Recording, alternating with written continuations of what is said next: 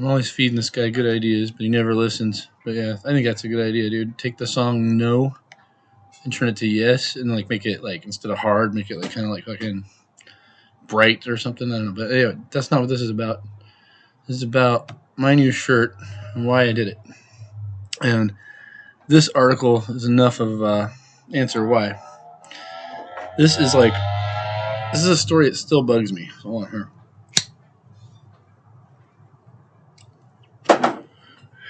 All right, so you get these two chicks. They go on vacation, and they come back with a business idea. Now, how fucking awesome is that, right? These are just the kind of people I lived in Portland to hang out with, talk to, do business with, whatever. Just the kind of people. Not just talking about chicks. I mean, dudes too. Like this kind of spirit. So these girls go down to Mexico. They get this idea and they try to figure out how to do it. And they kind of keep like a local secret, but they kind of like hung out long enough to figure it out. So they come up here and they come home and they start a business with it, right? And so everything's going fine until the fucking woke police show up and accuse them of cultural appropriation for making like a very specific burrito to a specific town. Now, this is retarded as fuck because they're not competing with the people down there. They're not competing. It's flattery, dude.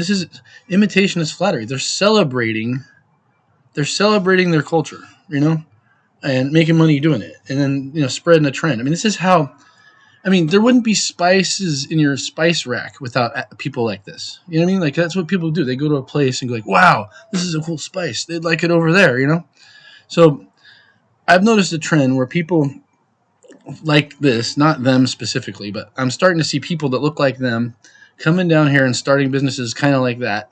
And I totally support it.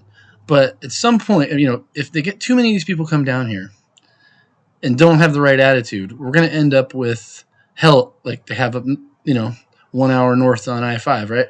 So I'm saying keep Salem lame, and I don't want it to be lame. It's kind of a joke because they call it so lame here, because it is kind of lame. It's like I was always warning people that like my friends wanted to like come visit from Canada. And I'm like, hey, dude, and they're looking for places on the West Coast. I'm like, look, I bought a house here, but it's trashy. It's lame. It's not the urban experience you're used to.